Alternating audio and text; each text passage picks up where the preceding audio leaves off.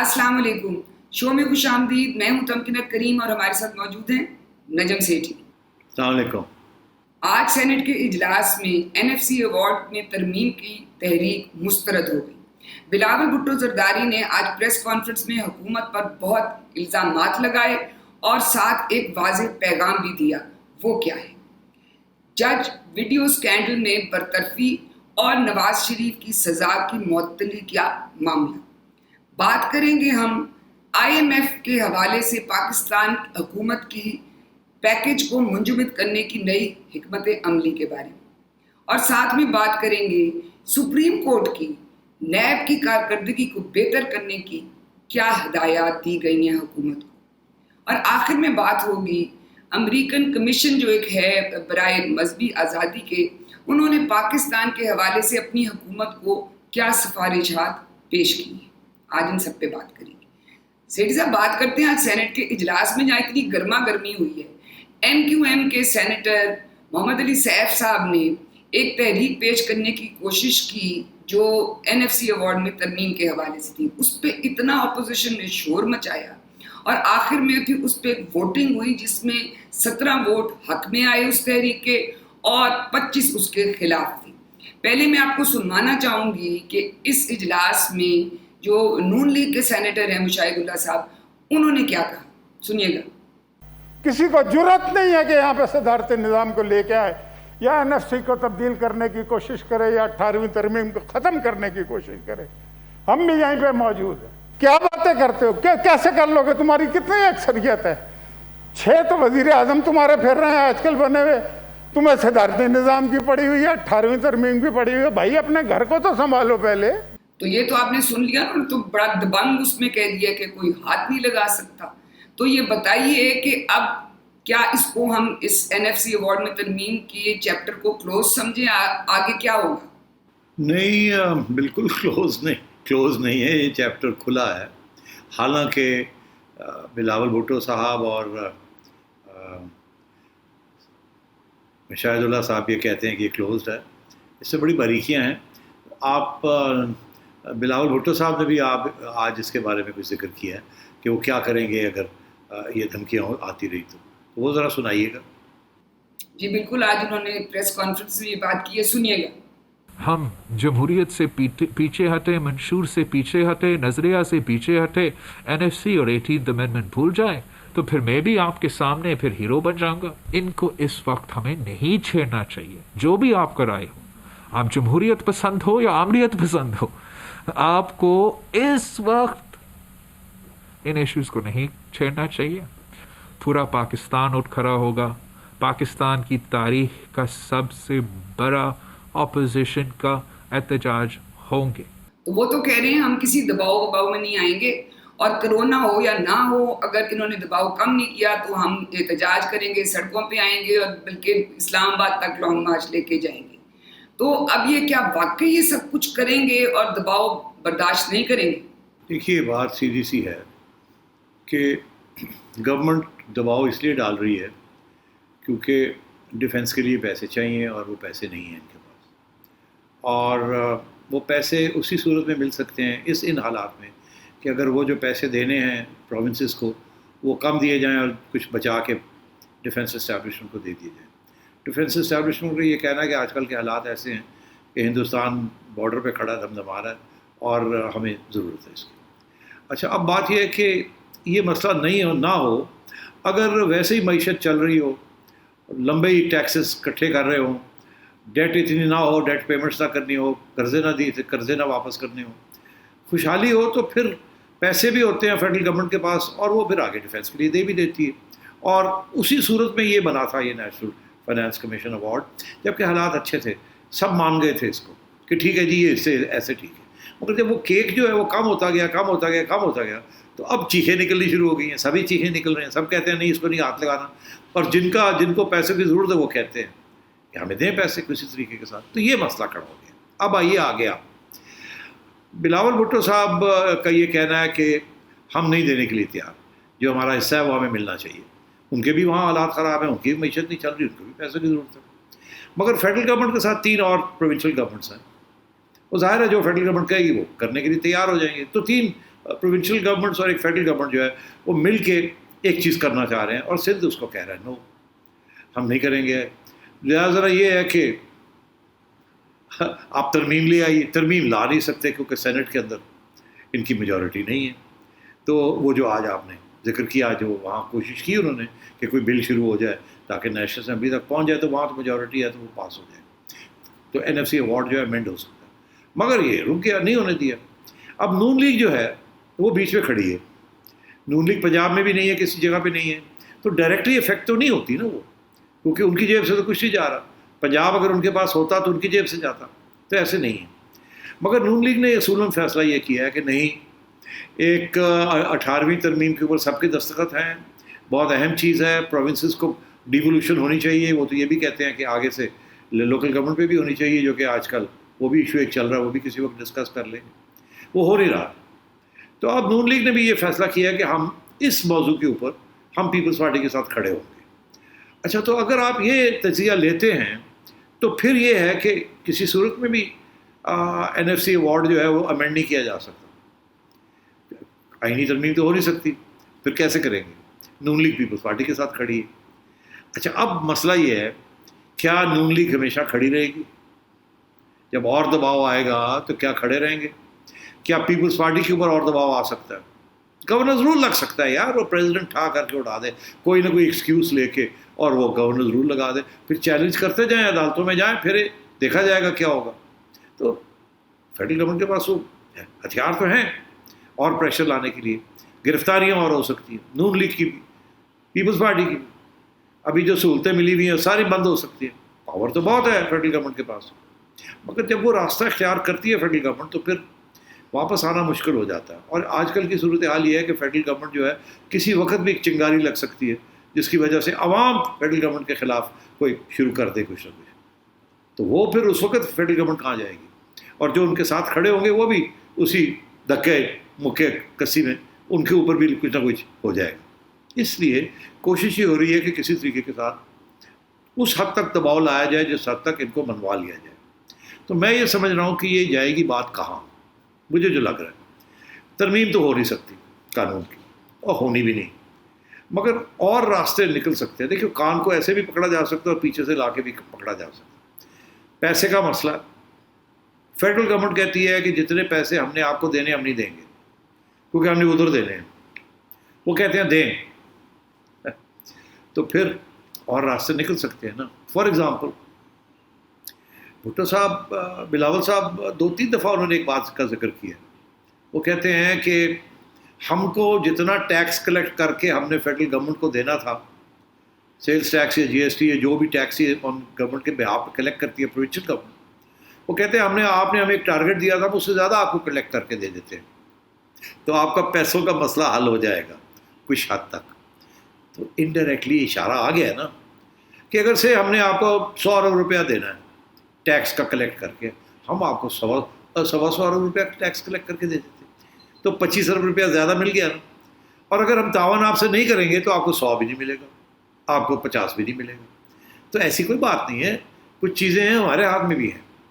تو اشارہ یہ ہے کہ کوئی اور راستہ نکالا جائے جس میں ہمارا نقصان نہ ہو، ہمارے اصولی موقف کا نقصان نہ ہو کہ NFC ایوارڈ اور 18th امینڈمنٹ کو ٹرن بیک نہیں کرنا، اس کو ختم نہیں کرنا. اسی طریقے کے ساتھ نون لیگ کو بھی بنایا جا سکتا ہے کہ اگر پیپلز پارٹی مان جاتی ہے اور باقی پروونسز بھی مان جاتے ہیں کہ کس طریقے کے ساتھ جو پیسہ فیڈرل گورنمنٹ چاہتی ہے کہ ان کے پاس رہ جائے یا دے دیا جائے واپس، وہ اور کسی طریقے کے ساتھ. فار ایگزامپل میں آپ کو دیتا ہوں، پروونشل گورنمنٹ یہ کہہ سکتی ہے دے نہیں ہمارا پیسہ، بائے سارا دے. اچھا، اب یہ ہے کہ ہم کچھ اپنی کٹی میں سے، اپنی جیب میں سے جو ہمارا پیسہ تھا وہ ہمیں مل گیا، NFC ایوارڈ کا ایشو نہیں رہا. اب ہم آپ ایک کوئی فنڈ بنا دیں، ایمرجنسی ڈیفینس فنڈ بنا دیں، ہم اس کے اندر کنٹریبیوٹ کر دیتے ہیں. آپ کووڈ کے لیے کوئی فنڈ بنا دیں، ہم اس کے اندر کنٹریبیوٹ کر دیتے ہیں. کچھ زیادہ کر دے گا، کچھ کم کر دے گا، کل سلوشن نکل آئے گی. مگر یہ دھمکیاں چل رہی ہیں، یہ دھمکیاں اسی لیے چل رہی ہیں کہ کوئی اور سلوشن نکلے. یہ پتہ تھا فیڈرل گورنمنٹ کو کہ یہ سینٹ کے اندر سوال ہی پیدا نہیں ہوتا کہ وہ جو انہوں نے موو کیا تھا وہ قبول ہو جاتا. ووٹ ہی نہیں ہے، جو ہونا تھا وہ ہو گیا. تو یہ تھا پریشر ٹیکٹکس. ادھر سے بھی پریشر ٹیکٹکس آ رہے ہیں کہ ہم یہ کر دیں گے, ہم وہ کر دیں گے, ہم لانگ مارچ کر دیں گے. میرا خیال ہے انہوں نے کوئی لانگ مارچ کی بھی بات کی ہے بلاول بھٹو صاحب نے. کیوں تمکنر, ایسی بات ہے نا؟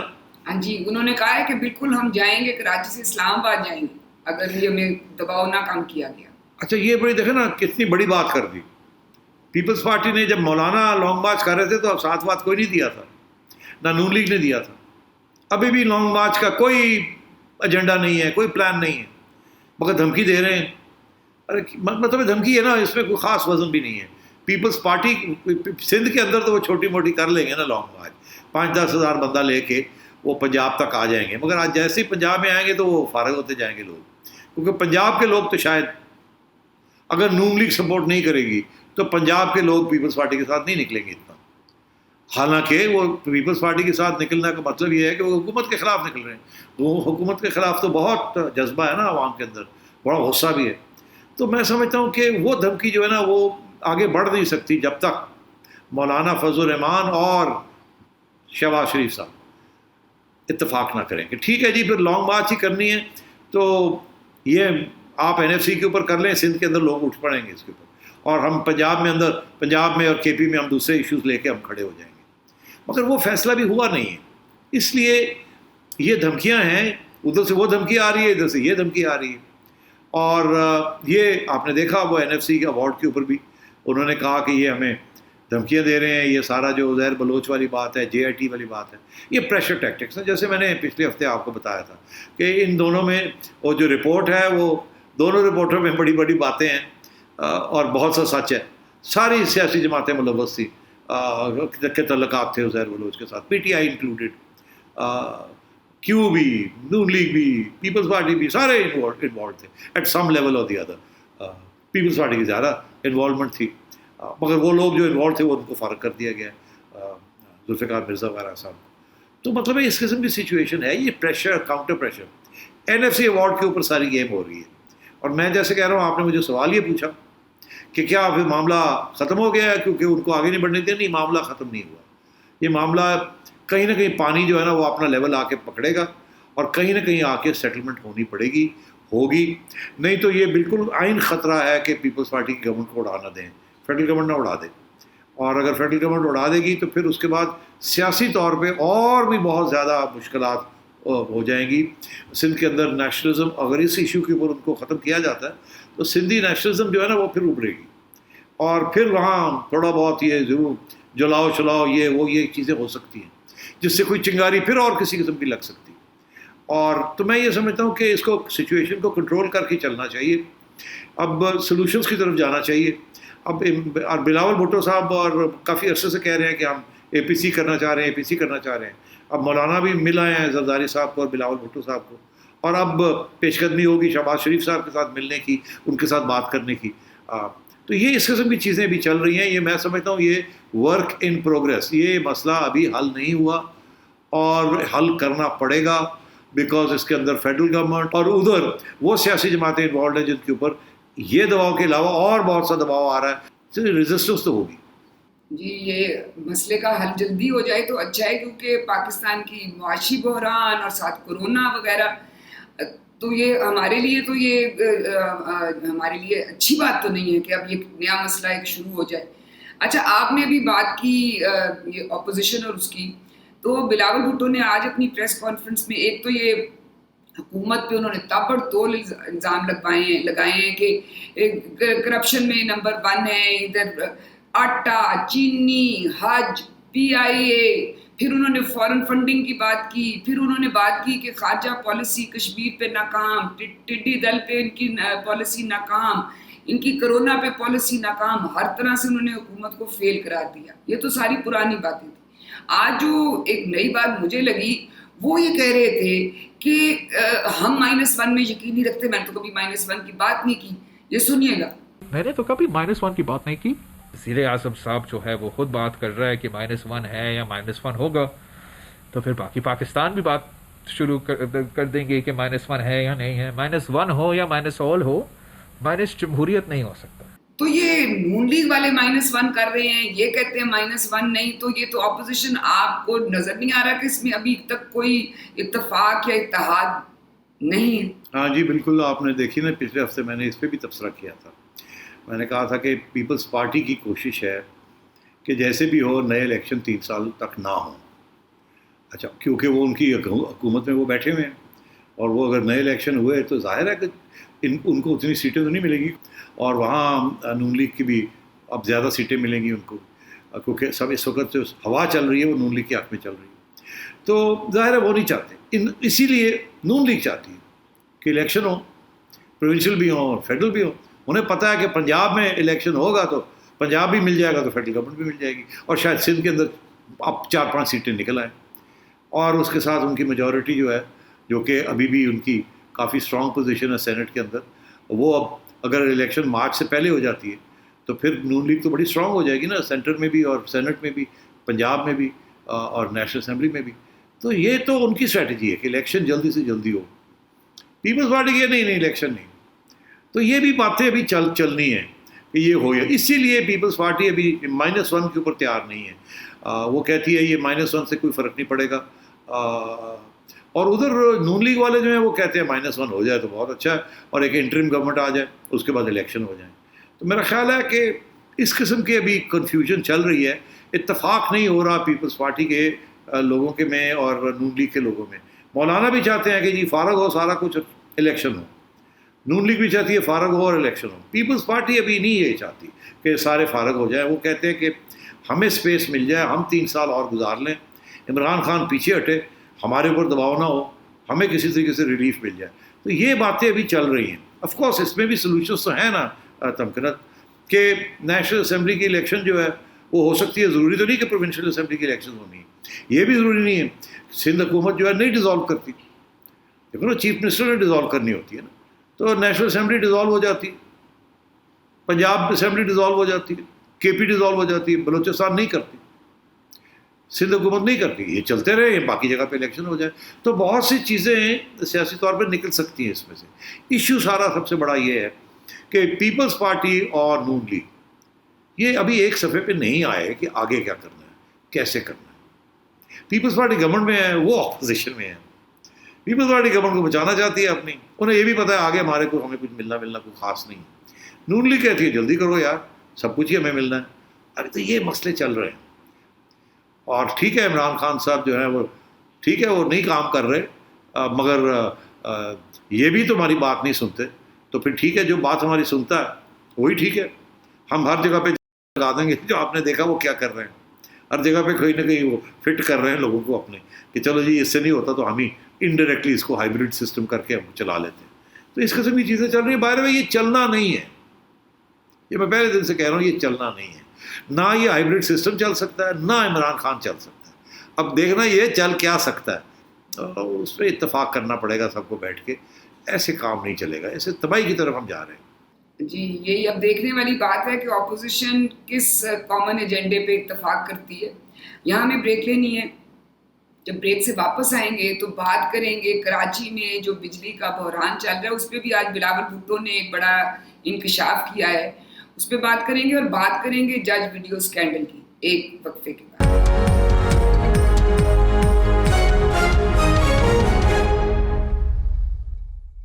Welcome back.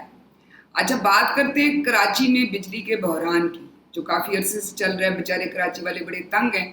تو آج بلاول بھٹو نے اپنی پریس کانفرنس میں اس پہ ایک رپورٹ نکالی FIA کی, اور کہا کہ یہ کے الیکٹرک کے بارے میں ہے جو حکومت نے دبا دی ہے. اور اس پہ انہوں نے الزام لگایا کہ ابراج گروپ جو کے الیکٹرک کو اون کرتا ہے وہ دراصل عمران خان کا ATM ہے, اور اس وجہ سے ان کا یہ جو اسکینڈل ہے اس کو دبا دیا گیا ہے. اور دوسرا یہ کہ انہوں نے کہا کہ گیس کا تو کوئی کانٹریکٹ ہی نہیں ہے وفاقی حکومت سے, یہ اربوں روپے کی گیس ایسے مفت کھاتے میں کھا رہی. تو یہ سنیے گا بلاول صاحب نے کیا کہا. PTI کا اپنا FIA کا اپنا رپورٹ کہ عمران خان کا ATM ابراج گروپ اور کے الیکٹرک کا جو کرپشن ہے, یہ رپورٹ دبایا گیا ہے. اس پہ کوئی ایکشن نہیں لیا گیا ہے. آج تک ریاست پاکستان ATM عمران خان ابراج گروپ کو فیسیلیٹیٹ کر رہا ہے. ابراج تو عمران کا فرنٹ مین ہے, ابراج تو عمران کا ATM ہے. PTI کا مکمکا کی وجہ سے وہ کراچی کے عوام کے خون چوس رہے ہیں. یہ کیا ان کے اتنے اربوں روپیہ کا پروفٹس ہے, اربوں روپیہ کا پروفٹس ہے, اور آپ کا گیس چوری کر رہے ہیں. اس رپورٹ میں ہے, آج تک 1 روپیہ نہیں دیا ہے. اربوں روپے کا گیس کھا چکے ہیں, ان کا کوئی اگریمنٹ ہی نہیں ہے گیس لینے کا. تو یہ بتائیے, آپ نے سن لی ہے بات کہ یہ ایک حیران کن انکشاف ہے. آپ نے یہ رپورٹ پہلے سنا ہے اس کے بارے میں, یا آپ کے لیے بھی یہ نئی چیز تھی؟ نہیں, میں نے رپورٹ کے بارے میں تو نہیں سنا تھا, مگر اس میں کوئی جو انکشاف کو خاص نہیں ہے. بات اس کے اندر جو لکھی ہے وہ مجھے پتہ تھی. کیا لکھا ہے اس میں موٹی موٹی 3-4 باتیں لکھی ہیں. پہلی بات تو یہ لکھی ہے کہ PTI حکومت خصوصاً عمران خان صاحب کا ابراج گروپ خصوصاً ان کے جو MD تھے ان کے ساتھ تعلق ہے اور ان کو وہ فنڈ کرتے رہے. اچھا, یہ کوئی چھپی ہوئی بات نہیں ہے.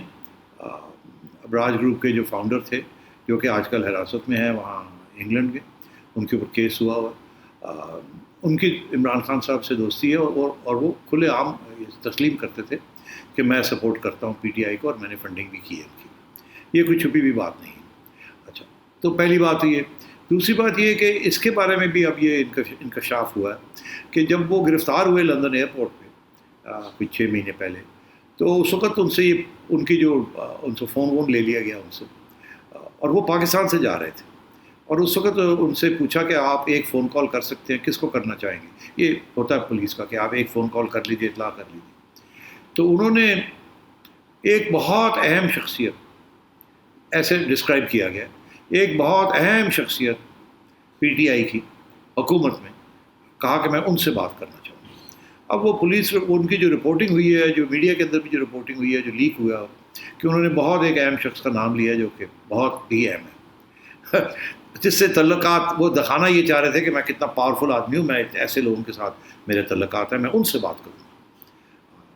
تو وہ ایکچولی وہ ان کے گلے پڑ گئی ہے وہ بات. اس سے یہ اسٹیبلش بھی ہو گیا کہ ان کے تعلقات ہیں, PTI کے ساتھ بھی ہیں اور عمران خان صاحب کے ہیں, اور عمران خان صاحب کے ارد گرد جو لوگ ہیں ان کے ساتھ بھی.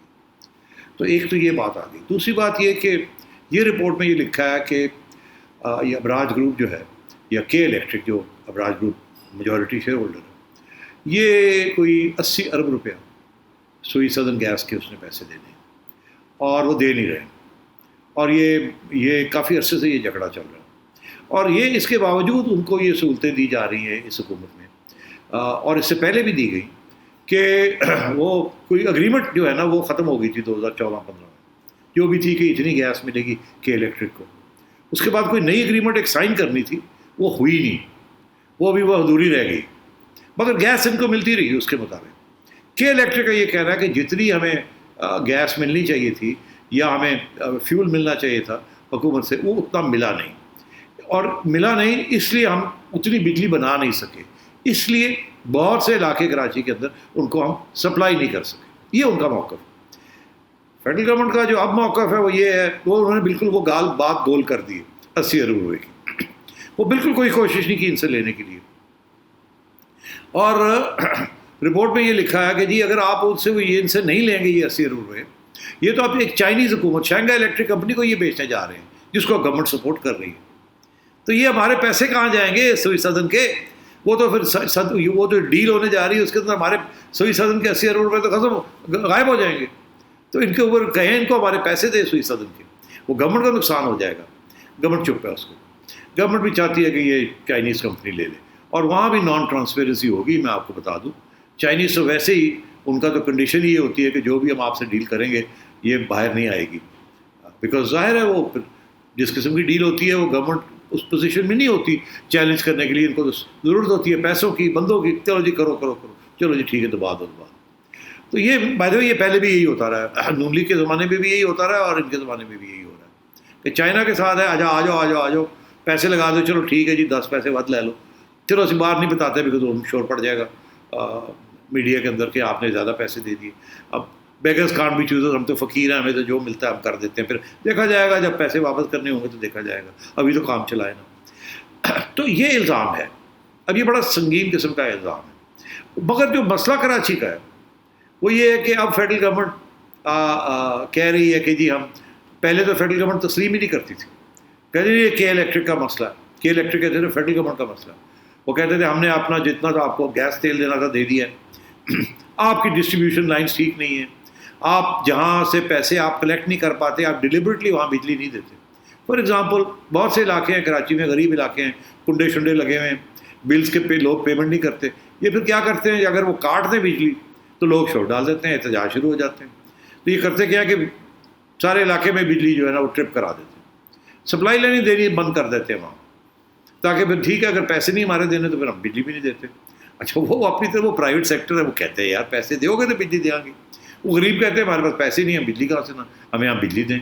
تو یہ چیزیں چل رہی ہیں. تو اس میں کافی کمپلیکیٹڈ ہے یہ ایشو، مگر بیسکلی یہی تھا کہ یہ فیڈرل گورنمنٹ اور کے الیکٹرک کو بیٹھ کے یہ سارٹ آؤٹ کرنا ہے. پہلے تو فیڈرل گورنمنٹ تسلیم نہیں کر رہی تھی، اب آپ دکھا سکتے ہیں کہ ارشد عمر صاحب نے کیا کہا، پھر اس کے بعد کرتے ہیں آگے. جی میں یہی کہنا چاہ رہی تھی کہ اسد عمر صاحب نے تو کراچی جا کے اعلان کر دیا کہ اب مسئلے حل ہو گئے ہیں. سنیے گا وہ کیا کہہ رہے ہیں. گیس سپلائی کا اضافہ کا بھی فیصلہ کر لیا گیا، فرنس آئل کی جو سپلائی ہے اس کے اندر اضافہ بھی کر دیا گیا ہے، اور انشاءاللہ تعالی یہ دونوں چیزیں ہونے کے بعد کل سے کراچی میں کوئی بھی غیر اعلانیہ لوڈ شیڈنگ نہیں ہوگی. تو انہوں نے تو کہا ہے کہ گیس کی ہم نے سپلائی اب شروع کر رہے ہیں اور کوئی جو غیر اعلانیہ لوڈ شیڈنگ ہے وہ اب کراچی میں نہیں ہوگی. تو یہ کیا اب واقعی کراچی والے سکھ کا سانس لے سکتے ہیں اور مسئلہ حل ہو گیا؟ نہیں، مسئلہ نہیں حل ہونا. یہ جب تک چائنیز آ کے اس کو ٹیک اوور نہیں کرتے، جب تک اس کے اندر نئی انویسٹمنٹ نہیں آتی، ڈسٹریبیوشن نیٹ ورک جو ہے، ٹرانسمیشن لائنز جو ہیں ان کو ٹھیک نہیں کریں گے، اور یہ جو کنڈا سسٹم ہے اس کو ختم نہیں کریں گے، اور یہ جب تک یہ سارا ڈسٹریبیوشن اور کا جو سسٹم ہے نا وہ ٹھیک نہیں ہوگا تو یہ ہوتا رہے گا. اب دیکھیں نا گیس نہیں مل رہی، مل گئی، اب آپ دیکھ لیجئے گا 4 دن یہ ٹھیک چلے گی، پھر ادھر خراب ہو گیا، یہ خراب ہو گیا، یہ ہو گیا. ٹھیک ہے اتنا بڑا بحران نہیں ہوگا مگر بحران تو چلے گا. اور پھر وہ جو مسئلہ ہے پیسوں کا وہ عدالتوں کے اندر جائے گا. چائنیز پسند نہیں کریں گے، وہ چائنیز کہیں گے یہ کھڑا ہو گیا معاملہ، پہلے کے الیکٹرک جو ہے یہ دے دے پیسے، اس سلیٹ کو کلین کرے، یا فیڈرل گورنمنٹ معاف کر دے، پھر ہم جائیں گے آگے بڑھ کے خریدیں گے. تو یہ سارے معاملے آگے چلنے ہیں. بجلی کا مسئلہ کراچی کا، جیسے پانی کا مسئلہ، جڑی حکومت آتی ہے وہ کہتی ہے کہ ہم یہاں ڈی سیلینیشن پلانٹ لگائیں گے، ہم یہ کریں گے وہ کریں گے. نون لیگ نے بھی یہ کہا تھا ہم شروع کر دیں گے، ان کا تو خیر وہاں کوئی اسٹیک ہی نہیں تھا، انہوں نے بھی نہیں کر سکے، شروع کیا تو نہیں کر سکے. یہ بھی کہتے ہیں ہم کر دیں گے، نہیں ہو سکتا.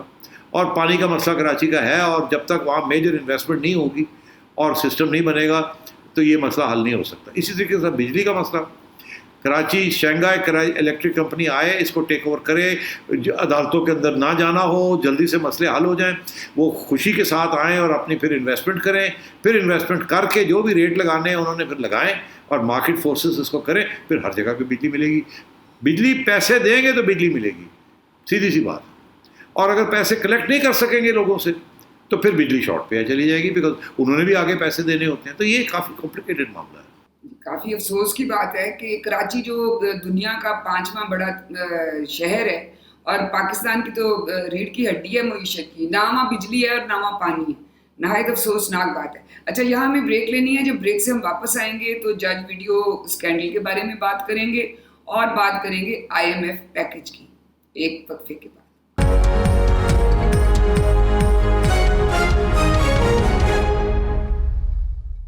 Welcome back.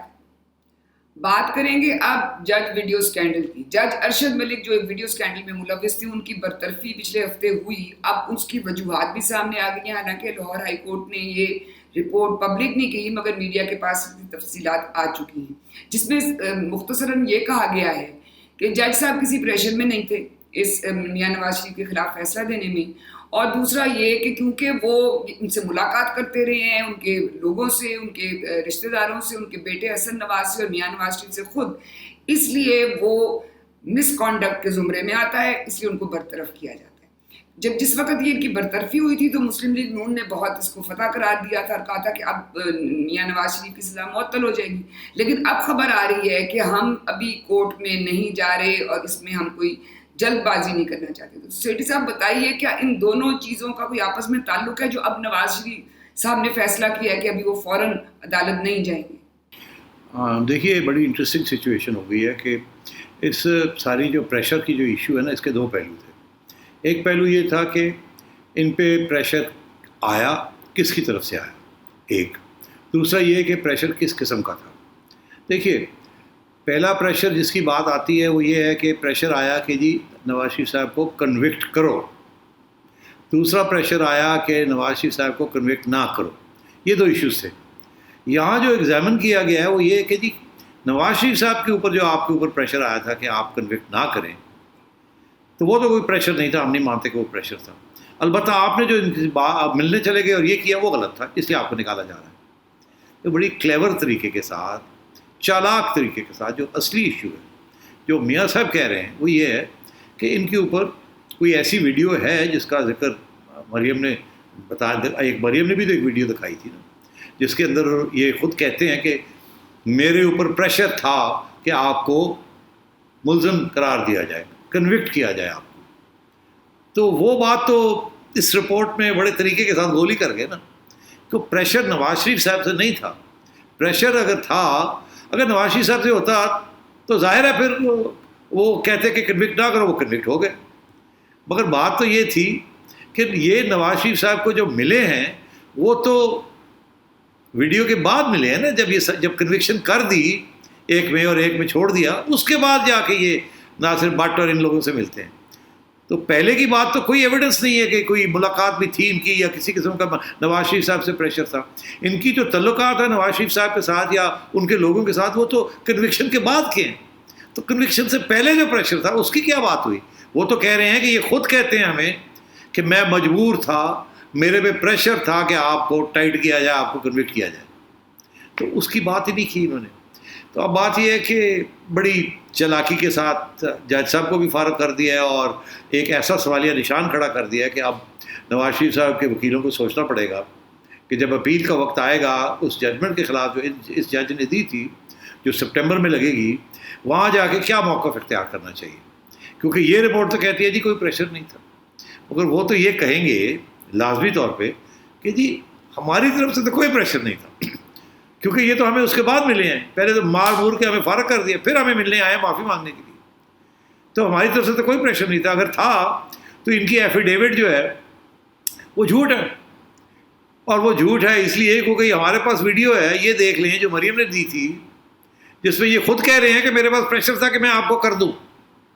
تو وہ پریشر کون سا تھا، وہ کہاں سے آ رہا تھا، وہ کون سا کیا استعمال کر رہے تھے راستہ ان کے اوپر پریشر ڈالنے کے لیے.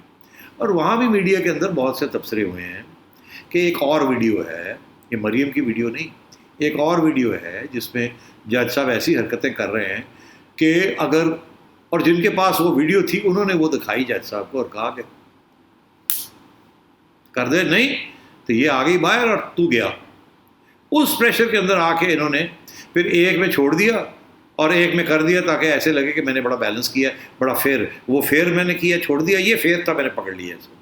تو سب جو لوگ پریشر ڈال رہے تھے اصلی، ان کے پاس وہ ویڈیو ہے جو ابھی تک کچھ لوگوں نے یا باہر نہیں آئی، میرا خیال ہے وہ ان لوگوں کے پاس ہے. اور یہ جج صاحب آج نہیں کل کسی دن تو یہ تسلیم کریں گے نا، بیکاز انہوں نے اس ویڈیو جو مریم نے دکھائی ہے اس میں تو تسلیم کر لیا نا کہ میرے پہ پریشر تھا. تو یہ تو نہیں مریم کی ویڈیو میں وہ کہہ رہے کہ آپ کا پریشر تھا، وہ کہہ رہے کسی اور کا پریشر تھا، اس لیے میں نے یہ آپ کو کیا. تو یہ سچویشن ہے. میرا خیال ہے وہاں وہ ہو سکتا ہے کہیں جی بلائیں جج صاحب کو، ہم ان کی کراس ایگزامینیشن کرنا چاہتے ہیں. یہ جھوٹ بول رہے ہیں کہ پریشر نواز شریف صاحب کے ساتھ، یہ پریشر کہیں اور سے تھا. اور وہ ہم جو ویڈیو ہے ہمارے پاس، اس کو کورٹ کی عدالت کے اندر ہم نے فورینسک کرا کے ہم نے ڈپازٹ کیا ہوا ہے، اس کو تسلیم کیا جائے. ہم اس کو کراس ایگزامن کریں گے on the basis of that video. اور مشکل ہو جائے گا جج صاحب کو کہنا کہ نہیں ہم نہیں مانتے اس بات کو، نظر آئے گا کہ انصاف نہیں مل رہا. تو یہ اب سوچنا ہے انہوں نے کہ آگے جا کے کیا اسٹریٹجی بنانی ہے. اچھا جی، یہ تو اب آنے والا وقت بتائے گا کہ نواز شریف صاحب کے وکیل کیا کرتے ہیں. اب آپ مختصراً ہمیں یہ بتا دیجئے کہ پاکستانی حکومت IMF کا جو لون پیکج ہے اس کو ری نیگوشیٹ کرنے جا رہی ہے، وہ کیا معاملہ ہے؟ یار وہ معاملہ یہ ہے، وہ مختصر سی بات ہے کہ ہر پیسے ملنے سے پہلے وہ ایک ریویو کرتے ہیں ہر 3 مہینے کے بعد. اب 2 ریویوز ہو گئی ہیں، تیسری ریویو نہیں ہوئی پرفارمنس کی کیونکہ کووڈ تھا، اور اب وہ پورے 12 مہینے کا ٹائم ختم ہونے جا رہا ہے.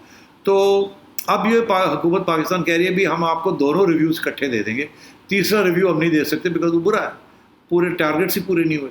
تو آپ ٹھہر جائیے، ہم آپ کو سپٹمبر کے اندر دونوں ریویوز پیش کر دیں گے، اور اس وقت پھر آپ دیکھ لیجیے گا، اور ابھی فریز کر دیں، ہمیں مت دیں پیسے، مگر آپ ہمارے پہ پریشر بھی نہ ڈالیں کہ جی ابھی دیں ہم نہیں دے سکتے، کیونکہ وہ بڑا برا لگے گا ابھی ہے جو سچویشن ہے. اس لیے اس کو فریز کر دیا IMF پروگرام. IMF کہہ رہی ہے نو، ہمیں ریویو دیں.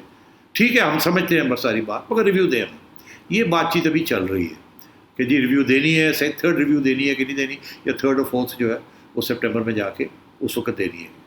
تو میرا یہ خیال ہے کہ IMF کو ماننا پڑے گا، نہیں مانیں گے تو دے دیں گے یہ، اور اگر مان جائیں گے تو پھر ہو جائے گا. ایونچولی اس وقت IMF جو ہے وہ تھوڑی بہت ہمدردی کا اظہار کرنا پڑے گا IMF کو، کیونکہ یہاں کے حالات ٹھیک نہیں ہیں، اور ویسے بھی IMF کی طرف سے کچھ پیسے ویسے ان کو کووڈ کی وجہ سے کچھ ریلیف دی جا رہی ہے، ڈیٹ کی ریلیف بھی دی جا رہی ہے، اور کچھ ڈیفر بھی ہو رہی ہے، اور ویسے بھی کووڈ کے لیے ورلڈ بینک اور کی طرف سے ان کو پیسے ویسے مل رہے ہیں. سو آئی تھنک یہ معاملہ حل ہو جائے گا، it's not a serious issue. چلیں جی، یہ تو اچھی بات ہے. اچھا، اب یہاں ہمارے پروگرام کا وقت بالکل ختم ہو گیا ہے. آج ہم وقت کی کمی کی وجہ سے سپریم کورٹ نے جو نیب کی کارکردگی پہ ہدایات دی ہیں، اور جو امریکن کمیشن نے مذہبی آزادی کے حوالے سے پاکستان کے بارے میں کہا ہے، ان پہ بات نہیں ہو سکی. اس پہ انشاءاللہ ہم کل بات کریں گے. آج کے پروگرام میں اتنا ہی. کل آپ سے پھر ملاقات ہوگی. اپنا فیڈ بیک ضرور دیجیے گا. خدا حافظ.